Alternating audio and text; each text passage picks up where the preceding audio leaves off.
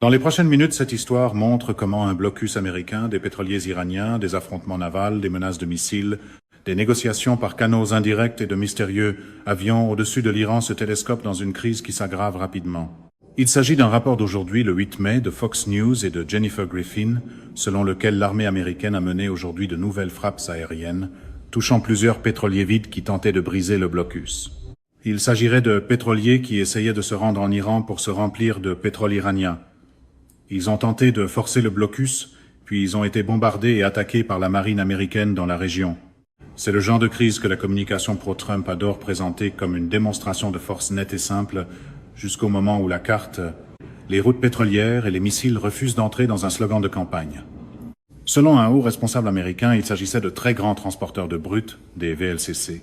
Ce sont les méga pétroliers, les énormes pétroliers, des navires massifs qui tentaient de retourner vers l'Iran. Ils ont essayé de forcer le blocus, puis ils ont été engagés et détruits.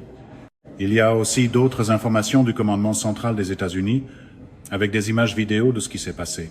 Les forces américaines ont neutralisé le MTC Star 3 et le MT Sefda, je crois que c'est ainsi que cela se prononce, le 8 mai, avant que les deux navires n'entrent dans un port iranien du golfe d'Oman en violation du blocus américain en cours. Le commandement central des États-Unis a appliqué les mesures de blocus contre deux pétroliers vides battant pavillon iranien qui tentaient d'entrer dans un port iranien du golfe d'Oman. Un FDX-8 Super Hornet de la marine américaine parti de l'USS George H.W. Bush, le porte-avions qui venait tout juste d'arriver, a neutralisé les deux pétroliers après avoir tiré des munitions de précision dans leur cheminée, empêchant ces navires non conformes d'entrer en Iran. Le mode d'emploi à la Trump paraît toujours simple depuis un podium. Tracer la ligne, frapper la cible, proclamer la domination.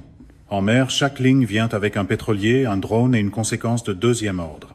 Les forces américaines ont également neutralisé le MT Hosna le 6 mai, alors qu'il tentait de se rendre dans le port iranien du golfe d'Oman. Un FDX-8 Super Hornet de l'USS Abraham Lincoln l'a neutralisé avec son canon de 20 mm. Les trois navires ne sont plus en route vers l'Iran.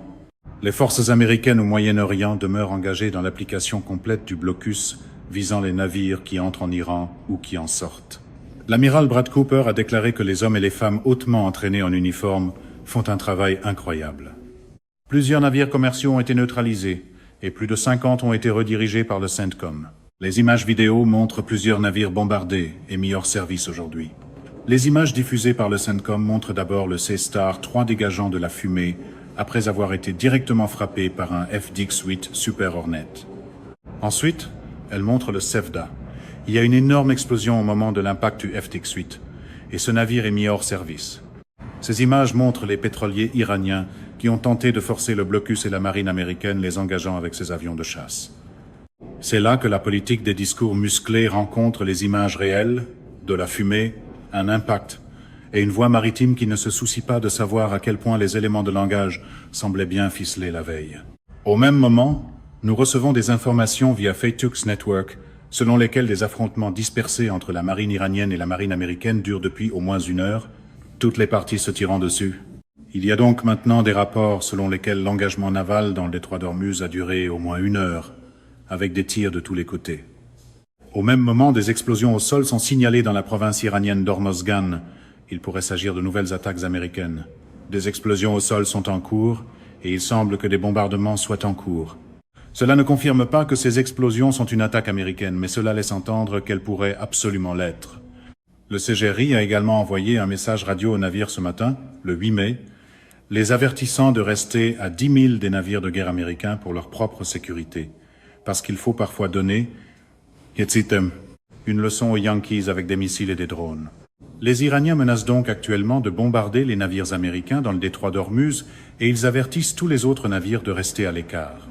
Et voilà comment la version prête à être transformée en slogan de la dissuasion devient une zone d'alerte en direct, ce qui est généralement la partie que le discours pro-Trump oublie de budgéter. Il y a aussi des images vidéo très intéressantes liées à la guerre des pétroliers, puis la situation se déplace vers les commentaires de Rubio et les mystérieux appareils. Selon un média affilié au CGRI iranien, la marine du CGRI et les marines iraniens ont intercepté et abordé le pétrolier Ocean Quay, battant pavillon de la Barbade. Selon les rapports, le navire a maintenant été redirigé vers la côte sud de l'Iran. Les images montreraient, selon les informations disponibles, des forces navales iraniennes en train de prendre ce navire et de l'aborder. Les forces visibles semblent être des marines iraniens et la marine iranienne. Elles montent à bord du navire et prennent le pétrolier battant pavillon de la Barbade. On peut voir l'un des hommes porter un AK-47. L'Iran participe donc lui aussi à la guerre des pétroliers. Pour tous ceux qui vendent l'escalade comme une performance à sens unique, voici la suite inconfortable. L'autre camp a aussi son scénario, et il suit rarement la version du communiqué de presse. Viennent ensuite les commentaires du secrétaire d'État Marco Rubio au sujet de l'engagement de la marine américaine contre les forces iraniennes. Le point central est qu'il n'y a pas vraiment d'arrêt des tirs lorsque l'Iran est le camp qui tire en premier. Ce sont les Iraniens qui ont tiré, pas les États-Unis. Si l'Iran tire sur un navire de la marine américaine, les États-Unis ne vont pas simplement dire qu'il y a un cessez-le-feu et refuser d'abattre un drone. Ce serait une position stupide à adopter. Bien sûr que les États-Unis ont riposté, parce que les forces iraniennes tiraient sur les forces américaines. Seuls les pays stupides ne ripostent pas lorsqu'on leur tire dessus, et les États-Unis ne sont pas un pays stupide. La ligne rouge est claire. Si les forces iraniennes menacent des Américains, elles vont se faire exploser. Il est difficile d'être plus clair que ça. Si quelqu'un est assis là comme opérateur de lancement de missiles, peu importe le nom exact de ce poste, et qu'il tire un missile contre les États-Unis, et que les États-Unis voient ce lancement, alors les États-Unis vont le frapper. Bien sûr qu'ils vont le faire. C'est ce que n'importe quel pays ferait, à moins de vouloir voir son navire couler. Les États-Unis ne vont pas laisser leur navire se faire couler par les Iraniens avec leurs drones. L'Iran n'a plus vraiment une marine au même sens, mais ils sortent ces petits bateaux de pêche Boston Whaler et essaient d'encercler les forces américaines. Si ces bateaux se dirigent vers des bateaux américains, les États-Unis vont les faire exploser. Que cela soit officiellement appelé une ligne rouge ou non, ils devraient savoir maintenant que c'en est une. Si l'un de ces Iraniens à bord d'un bateau rapide reçoit pour mission d'aller s'en prendre à un destroyer américain, il ne va probablement pas survivre. Voilà la ligne rouge.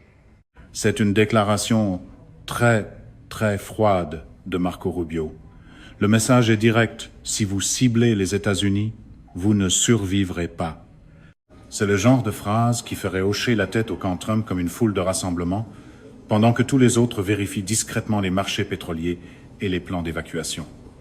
Barack Ravid rapporte également que le vice-président Vance rencontre ce matin à la Maison-Blanche le Premier ministre du Qatar afin de discuter des négociations avec l'Iran. Les Qataris sont un canal indirect clé entre les États-Unis et l'Iran dans les négociations sur l'accord visant à mettre fin à la guerre, selon des responsables américains. Les négociations se poursuivent donc, et les Qataris sont à Washington, D.C. Même la routine d'hommes forts la plus bruyante finit par avoir besoin d'un canal discret, ce qui est la partie du spectacle qui n'arrive jamais jusqu'à la table des produits dérivés. Le dernier point est très intéressant. Plusieurs appareils non identifiés, selon des témoins, ont été aperçus au-dessus de Zanjan plus tôt aujourd'hui. Les témoins oculaires en ont compté au moins 8. Il semble s'agir d'appareils blancs non marqués qui ressemblent à des Airbus 340. Il est possible que 8 d'entre eux soient entrés en Iran. Nous ne savons pas qui ils transportaient. Nous ne savons pas ce qu'ils avaient à bord. Mon hypothèse serait qu'il s'agit d'appareils chinois ou russes, probablement en train d'acheminer des fournitures, de faire entrer secrètement des conseillers ou de transporter des armes. Mais nous avons maintenant des informations indiquant la présence d'avions inconnus et secrets. 8 d'entre eux, tous blancs et non marqués, ont volé vers l'Iran. C'est quelque chose qui exige une attention étroite pendant que nous essayons de comprendre ce qu'il y avait à bord de ces avions. Ainsi, pendant que le message public est fait de certitude et d'acier, le ciel est rempli de questions non marquées, ce qui n'est jamais aussi pratique pour la certitude à la Trump qu'une vidéo de campagne. Au moment de cette mise à jour du 8 mai, l'armée américaine engage rapidement et violemment les menaces iraniennes. D'autres bombardements sont en cours. Plusieurs navires iraniens ont été détruits par explosion ou criblés de tirs pour avoir tenté de forcer le blocus américain.